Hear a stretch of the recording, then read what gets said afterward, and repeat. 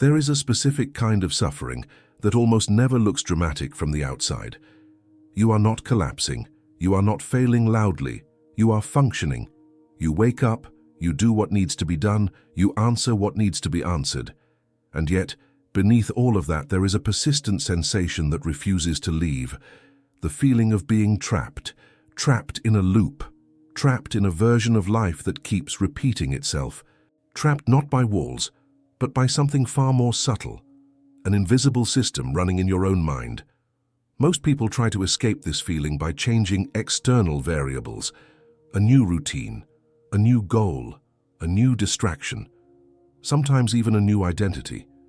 But the sensation returns because the prison was never external to begin with.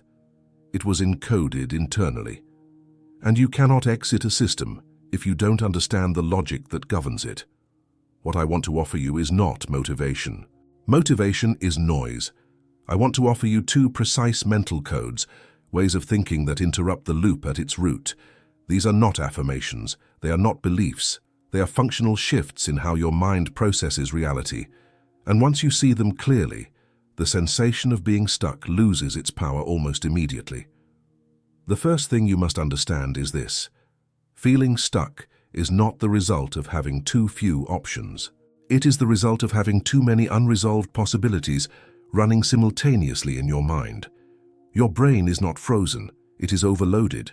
The human mind was never designed to hold dozens of open threads without resolution. Every unresolved decision, every postponed choice, every internal "I'll deal with this later" remains active in the background. Like unfinished calculations, they continue consuming energy. Over time, this creates the illusion of paralysis, not because you cannot move, but because every movement feels heavy, confusing, and wrong. This is the first code. The mind cannot progress while it is carrying undefined states. In computation, an undefined state is dangerous. It prevents execution. It forces the system to stall because it cannot determine the next logical step. Your mind behaves the same way. When too many things are left vague, postponed, or emotionally unresolved, the system defaults to inaction. That inaction feels like being trapped. So the first code to exit the sensation of being stuck is radical definition. This does not mean solving everything. It means deciding the status of everything. There is a crucial difference. You do not need to fix your life. You need to label it. Is this a priority or not? Is this action happening now, later, or never? Is this relationship active, paused, or concluded? Is this goal real, or is it just an inherited expectation you never consciously chose? The mind relaxes not when problems disappear, but when their status becomes clear. Most people keep their internal world deliberately vague because they are afraid of commitment, afraid that choosing one path means closing another. But what they don't realize is that refusing to choose keeps all paths open, and that openness is exactly what traps them. An open loop is heavier than a closed door. The sensation of being stuck often comes from carrying responsibilities you have not explicitly accepted and desires you have not explicitly rejected. You are living in a fog of half decisions, and fog creates fear. Fear creates hesitation. Hesitation creates paralysis. When you apply radical definition, something interesting happens. The emotional charge drops. Even if the situation is difficult, it becomes lighter because it becomes navigable. The mind stops spinning and starts sequencing. Ask yourself with brutal honesty, what in your life is undefined right now? Not unresolved, undefined. What are you mentally dragging along without deciding what it actually is? You don't need answers. You need clarity of status. And here is the uncomfortable truth. Clarity often feels worse before it feels better, because clarity forces you to see where you're actually standing, not where you hoped you were. But that moment of discomfort is the exact moment the prison door unlocks, because now movement is possible. If this resonates with you, pause for a moment and reflect, not intellectually, but practically. Identify one area of your life that feels heavy simply because it is vague. And if you feel compelled to, leave a comment with a single word that defines it. Not an explanation, just a word. Definition creates movement. Now let's move to the second layer of the trap, because even with clarity, many people still feel stuck. This brings us to the second code. You are not trapped by your circumstances. You are trapped by the narrative you use to interpret time. Most people experience time emotionally, not logically. The past feels heavy, the future feels threatening, and the present feels insufficient. This creates a continuous sense of delay, as if life hasn't really started yet, or already passed. But here is the critical insight. The mind feels trapped when it believes that meaningful action is always supposed to happen in a different moment than now. Either after I fix myself, or once things calm down, or when I finally have clarity, or if only I had done something earlier.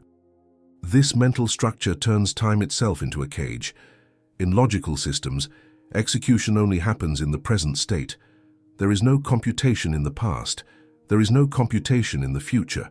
All processing happens now. But emotionally, humans reverse this. They treat the present as a waiting room rather than an execution environment. As long as you believe that the real version of your life exists somewhere else in time, you will feel trapped inside the current moment, even if nothing is objectively stopping you. The second code is simple but difficult to apply. Stop asking when your life will begin. Assume it already has. This is not philosophy. This is operational. When the mind believes it is on hold, it behaves passively. It conserves energy. It avoids risk. It delays decisions. Because why invest fully in a moment that doesn't count? That belief alone is enough to generate the sensation of being stuck, even in the absence of real obstacles. The moment you assume that this moment is valid, not ideal, not perfect, but valid, your behavior changes. You start executing instead of preparing. You start refining instead of waiting. You stop negotiating with time. This does not require optimism. It requires responsibility. Responsibility in its purest form is the acceptance that this moment is the only interface you have with reality. Many people wait for confidence before acting, but confidence is a byproduct of execution, not a prerequisite.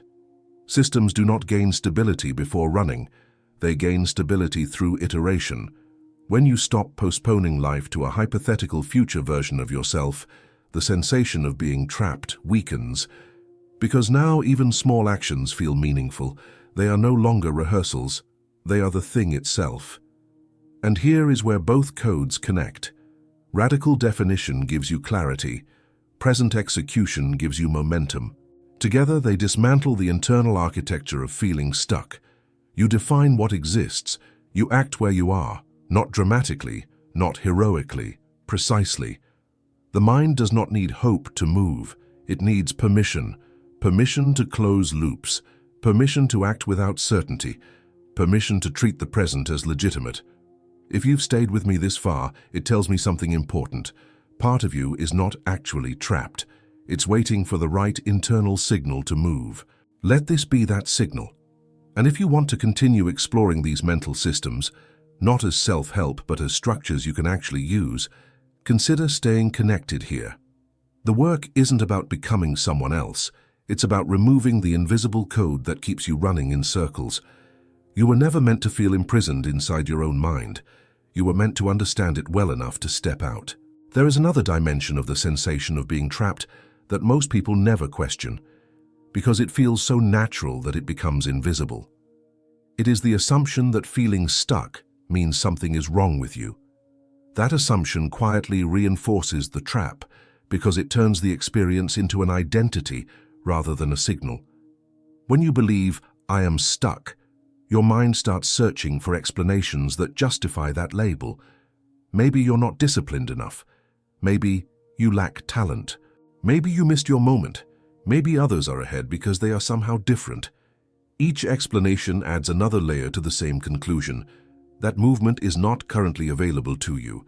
And once the mind accepts that premise, it stops exploring alternatives. But feeling stuck is not a diagnosis, it is feedback. In systems theory, feedback is not a judgment. It is information about how a system is interacting with its environment. When a system produces friction, delay, or repetition, it is not broken. It is signaling a mismatch between structure and objective. Your mind works the same way.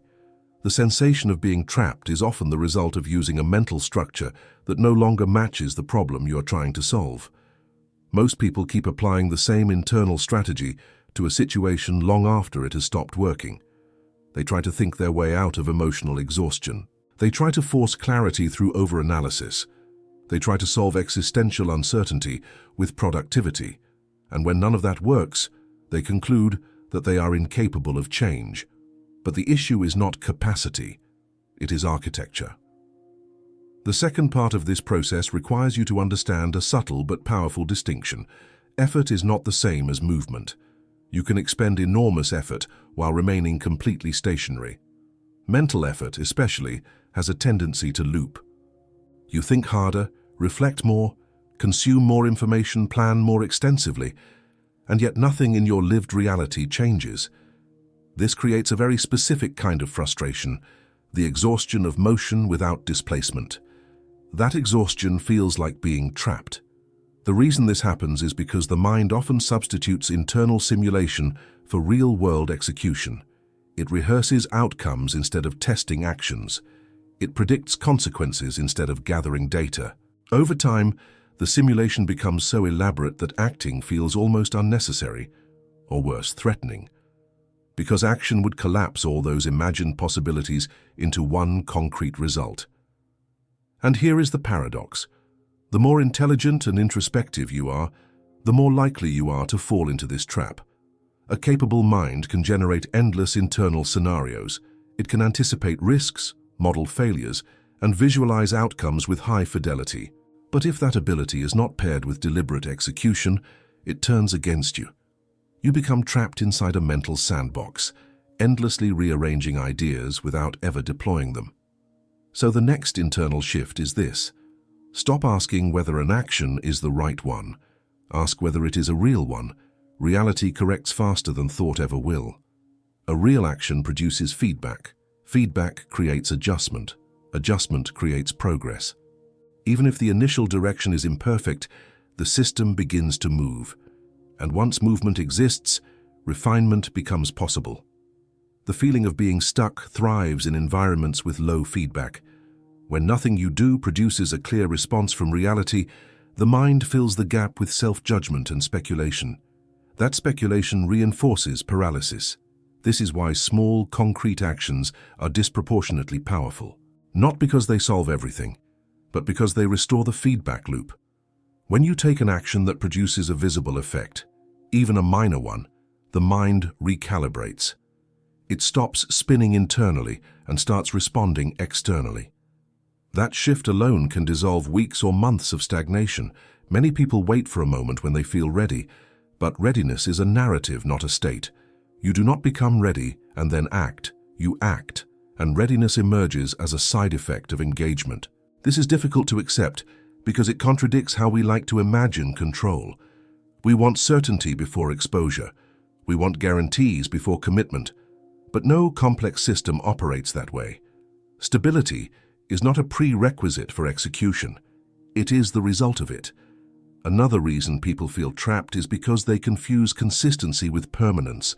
They assume that because something has been this way for a long time, it must remain this way. But time does not enforce structure. Repetition does. The mind often overestimates the significance of duration and underestimates the power of interruption. One well-placed interruption can break a pattern that has existed for years, but interruption requires action that does not fully make sense within the old logic. And that feels risky, so instead, people wait for permission. Permission from clarity, permission from confidence, permission from circumstances. But permission rarely arrives externally. At some point, movement requires an internal override, a decision to act without full justification, not recklessly but deliberately, to accept that understanding will be incomplete at first. That feedback will be messy. That identity will lag behind behavior. This is not chaos. This is how systems evolve. You exit the sensation of being trapped not by finding the perfect explanation for your situation, but by re-entering the feedback loop with reality. If you notice that your life has become overly conceptual, too much thinking, too much explaining, too much interpreting, take that as a sign. It is not insight you lack. It is contact. Contact with consequences, contact with resistance, contact with tangible results. That contact grounds the mind. It pulls attention out of abstraction and back into execution. And execution, even when imperfect, dissolves the illusion of imprisonment. If you want to test this, don't look for a dramatic change, look for a real one. Something that produces a clear before and after, something that leaves evidence, something that cannot be undone by another round of thinking. And if this perspective is reshaping how you interpret your own sense of stagnation, take a moment to acknowledge it. Even a brief note to yourself or a shared reflection can serve as a marker, a signal that a shift has begun. Because the opposite of being trapped is not freedom in the abstract. It is responsiveness, the ability to act, observe, and adjust. And that ability is far closer than most people think. There is still one more layer beneath the sensation of being trapped, and it is the one that tends to hold the strongest grip precisely because it feels rational. It is the belief that you must fully understand yourself before you are allowed to move forward. This belief sounds intelligent, responsible even. It tells you that action without self-knowledge is dangerous, that movement without certainty leads to mistakes, that you should first figure things out. And so you observe yourself. You analyze your patterns. You dissect your emotions. You trace your history. You try to locate the origin of the problem. And while you are doing all of that, life remains on pause. Self-understanding becomes a substitute for engagement. The problem is not introspection itself. The problem is treating introspection as a prerequisite rather than a parallel process. In functional systems, understanding emerges through interaction, not before it. You do not reverse engineer yourself in isolation. You discover yourself by observing how you behave under real conditions. When the mind insists on full internal clarity before movement, it creates an impossible standard, because clarity is not a fixed destination. It evolves. Waiting for it is like waiting for the horizon to come closer. This is where the sensation of being trapped quietly deepens. You are not only stuck, you are stuck waiting to become someone else first. There is a subtle cruelty in this pattern. You deny yourself action in the present while promising yourself permission in the future. But the future version of you never arrives because it can only be built through action now. So the waiting becomes endless. The internal logic goes like this: once I feel confident, I'll act. But confidence is not a resource you store. It is a signal your nervous system generates after repeated exposure to action. Without exposure, the signal never appears. The same applies to clarity. You do not gain clarity and then move. You move and clarity organizes itself around the movement. This misunderstanding alone keeps countless intelligent people frozen for years. The mind prefers explanation over exposure because explanation feels safe. It keeps everything hypothetical. Exposure forces consequences, and consequences threaten identity. So the mind delays. But notice something important. The sensation of being trapped is not neutral. It is not a calm waiting. It is tense, heavy, draining. That tension exists because, at some level, you already know that delay is costing you energy. Your system wants resolution. It wants contact. It wants feedback. This brings us to a critical internal shift. Stop asking who you need to become in order to act. Start acting in order to observe who you already are. Identity is not discovered in stillness. It is revealed in motion. When you act, even in small ways, you generate data about yourself. You see what you avoid. You see what energizes you. You see where resistance appears and where flow emerges. None of that is visible in theory. It only becomes visible through behavior. The sensation of being trapped often comes from living too long inside a self-image that is no longer accurate. You think you are someone who hesitates, who doubts, who overthinks. But that identity is based on observation without intervention. The moment you intervene, even slightly, the data changes. And when the data changes, the narrative collapses. Another element that reinforces the trap is the belief that movement must be significant to matter. People dismiss small actions because they don't feel transformative. They want the action that changes everything. But systems rarely change through single dramatic moves. They change through accumulation. Small actions are not small to the nervous system. They are signals, signals that say, I am no longer waiting. That alone shifts internal chemistry. The body exits standby mode. The mind recalibrates expectations. Attention sharpens. You do not escape the sensation of being trapped by breaking the wall. You escape it by proving to yourself repeatedly that there is no wall to begin with, only inertia. Inertia feels like confinement, but it is not the same thing. Confinement implies an external force holding you in place. Inertia implies stored energy that has not yet been directed. Once directed, even gently, movement begins. This is why the most effective actions are often the least dramatic ones, the ones that do not require you to feel ready, inspired, or certain, the ones you can perform while still feeling unsure, especially those. Because when you act without the internal conditions being perfect, you break the false contract you made with your mind, the contract that said, I will live once everything inside me aligns. Alignment is not a starting point, it is an outcome. If you are listening to this and thinking, I understand this, but something still holds me back, that something is not a flaw, it is conditioning. Years of training yourself to delay, to wait, to prepare endlessly. Undoing that conditioning does not require force, it requires interruption. One interrupted pattern is often enough to remind the system that alternatives exist. Choose something simple, something real, something with a clear boundary.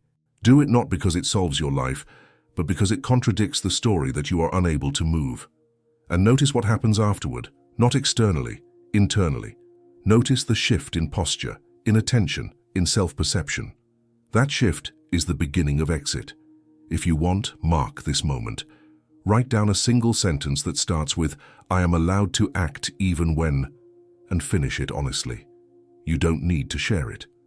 The act of formulation itself reinforces the code, because the sensation of being trapped is sustained by conditions you never consciously agreed to. Once you see them, once you interrupt them, the system changes.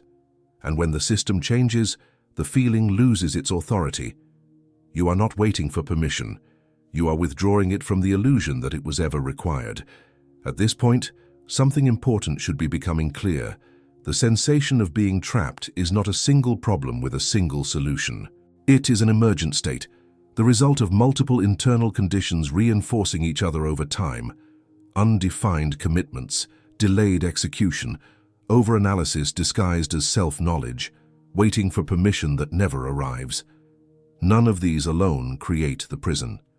Together they do, and this is why so many people struggle to explain why they feel stuck. There is no obvious enemy, no clear obstacle. From the outside, everything looks functional. But internally, the system is running inefficiently, consuming energy without producing movement. The way out is not force, it is reconfiguration. Think of your mind not as a personality, but as a system that responds to inputs, rules, and feedback. When the rules are implicit and contradictory, the system stalls. When the inputs are excessive and unresolved, the system overloads. When feedback is delayed or avoided, the system freezes. What you have been doing here is not fixing yourself. You have been changing the operating conditions. The first code, radical definition, reduced internal noise. It closed loops. It told the system what exists and what doesn't. The second code, present execution, restored feedback. It reconnected thought to consequence. Together they do something subtle but powerful. They return agency to the present moment. Agency is the opposite of being trapped. Most people think agency means control. It doesn't. Agency means influence. The ability to affect the system you are inside of, even in small ways. When you feel trapped, it is because agency has been deferred to some future version of yourself, smarter, braver, more ready. But that version never comes first. It is built through action. There is one final misconception worth dismantling, because it often resurfaces right after people begin to move. Progress does not feel good at first. This surprises people. They expect relief, lightness, confidence. Instead, they often feel exposed, slightly unstable, even anxious. That does not mean you are doing something wrong. It means the system is updating. When you interrupt a long-standing pattern, the nervous system loses its predictions. Even dysfunctional patterns feel safe once they are familiar. Breaking them creates uncertainty, and uncertainty triggers alertness. Many people mistake this alertness for danger and retreat back into the trap.